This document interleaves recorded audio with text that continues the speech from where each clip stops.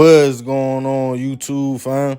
This your boy Tony 2 times, and we back with another episode of Hood Tales, man. Before I start, be sure to tap that like button. Definitely watch this video to the end to hear the full story and all the details in the case. For the day one fam, y'all already know it's all love. Thanks for tuning back into another episode. If you're new to the channel and you feeling the content, feel free to subscribe. Definitely hit that notification bell so you can be notified every time we drop a new video. Let's get right into the story. Young boys growing up in inner cities comes with a lot of challenges. You deal with everything that's going on in your environment. You might see hustling, trapping, gangs, shootings, depending on what part of the world you are living in. Your family dynamics could be good. Mother and father at home, they have jobs, trying to instill certain principles and morals in you. They might only earn enough to afford a home in a certain neighborhood and only can do and talk but so much. As you start getting older, now here comes the peer pressure. You see kids your age with money or carrying blicks, beefing, and in the teenager's mind, at that point, you have a decision to make. You could choose to focus on school, go home every day, and stay in the house. Don't get caught up in the politics of what's going on outside, but most will choose the other option and become caught up in their environment, jumping in head first. Just to say they not little clown yo down the street that's always in the house. You add other influences like music, neighborhood gangs, everybody wanting to have ops, and that's a recipe for an early grave or a life sentence. And on this episode of Hood Tales, we will be taking it to Cleveland, Ohio, to discuss a gang war that got out of control, leaving children caught in the mix. Back in 2016, 17-year-old Justin Jarman was all the way in the streets, leaving home at an early age, fascinated with the allure of the gangster lifestyle.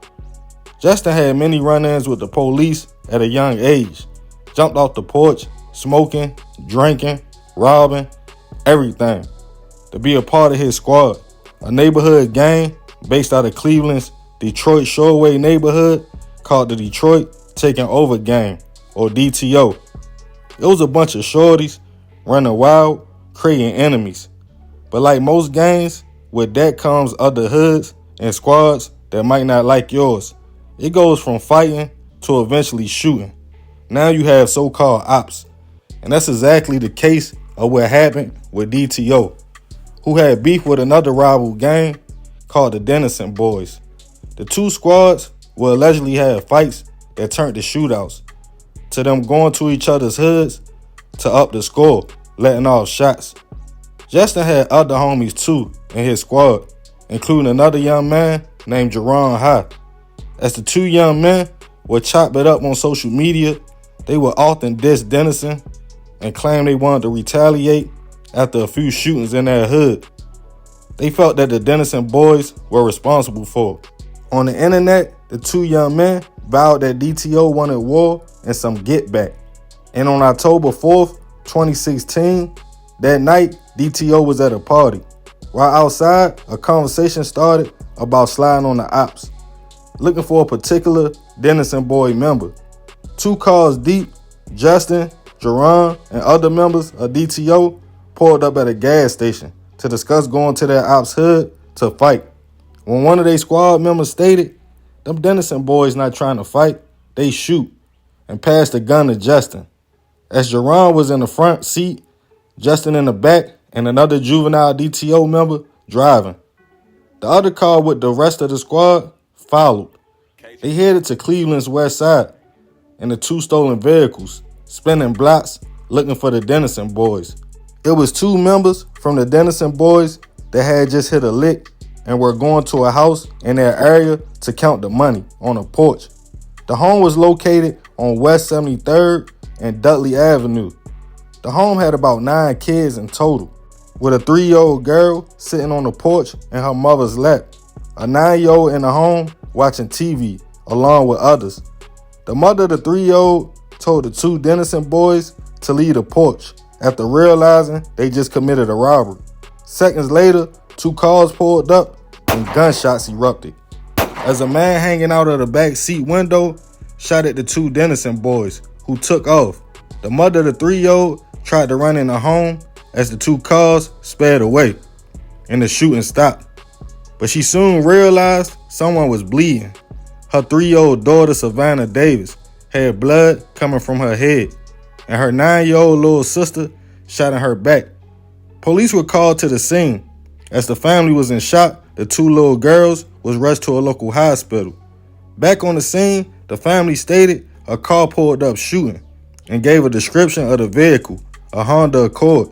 As the 9-year-old, identified as Elizabeth Davis, was fortunately listed in stable condition, 3-year-old Savannah had been shot in the head and needed major emergency surgery.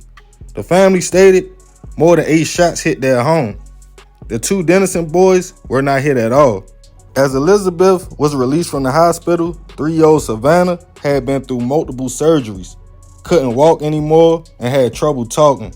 She stayed in the hospital, but fortunately had survived a wound to the head. Cleveland police started an investigation and got a hit on a stolen Honda that the Detroit Taking Over boys allegedly had took the day before the shooting. Detectives zoomed in on social media, watching posts about beef between DTO and the Dennison boys. As they got information, 17-year-old Justin could have been the trigger man, and Jerron in the car as well. Months would go by when on January 2017, while looking into a robbery of a 73-year-old man at a train station at West 150th Rapid Station, police got the footage and instantly recognized the robber, who choked the man and went through his pockets, as 17-year-old DTO member Justin. He was picked up for the robbery, but witnesses came forward, showed detectives DMs between DTO members and stating him, Jerron, and another juvenile were responsible for the drive-by shooting. Detectives picked up Jerron and the other juvenile for questioning. The juvenile driver allegedly told everything that happened that night. DTO decided to slide on the Dennison boys. At first, just a fight, but it quickly turned to, nah, we need to shoot. He stated Jerron passed Justin the blick, and the young man spotted some Dennison boys, shot but missed. Detectives also searched the young man's social media, finding messages stating who shot who was up in the wall, who DTO was trying to get next, pictures of guns, and more. This was enough to charge Justin, Jerron, and the other young men with gang charges, attempted murders, weapon charges, and more. The juvenile driver remained charged as a juvenile for his cooperation. Justin and Jerron both were charged as adults though. Over 14 months and more surgeries would go by as Savannah was now in a wheelchair, still in the hospital, trying to heal.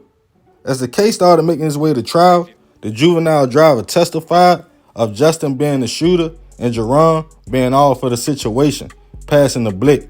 The young man was given juvenile life for his cooperation and won't be released until he is 21 years old. Jerron received 18 years for his involvement. But as Justin went to trial, he realized he threw his life away. Apologizing to the two little girls' family, breaking down in tears, stating he wished he could have picked up a book instead of a gun. He was trying to be something he really wasn't and was just fascinated by the streets and gang life. As he broke down, the little girl's family spoke out, stating that Savannah and Elizabeth's lives would never be the same, and they didn't deserve that because they are not gang members, and how reckless it was for Justin to just shoot at a house with kids outside trying to shoot some so-called ops. The judge agreed and handed Justin 41 years for the drive-by and robbing the old man. Justin wanted his sentence to be a reminder to young men his age fascinated by the streets, that they really should stop before they end up in his situation. As of now, I'm not sure how Savannah is doing. I hope all is well. I send my prayers to the young girls' families. I did this story because I feel some young men needed to hear this, and the end results of gangs, ops, trying to be street, knowing you can't or don't want to do time or lose your life. You can't expect to live a reckless life without consequences.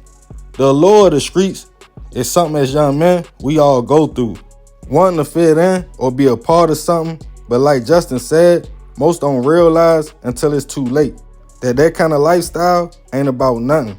Now standing in the courtroom with over 4 decades in prison, it dawned on him he should have been himself and not following the crowd. At least he is still here and has a chance. Imagine the young men and women in the ground chasing a facade, wanting to be in the streets. It's a dead-end road. So remember, we got to succeed not to fail, so we won't be just another hood tale. Man, y'all heard the story, man. Crazy situation. Salute to Cleveland. Y'all already know I got love for y'all. But yeah, I just felt like somebody need to hear this, man. But I ain't gonna talk y'all head off with this one. Leave it in the comments. Let me know what y'all think. This is another episode of Hood Tales. This your boy Tony 2 times. I appreciate you if you made it to the end. It's all love, fam. I'm out.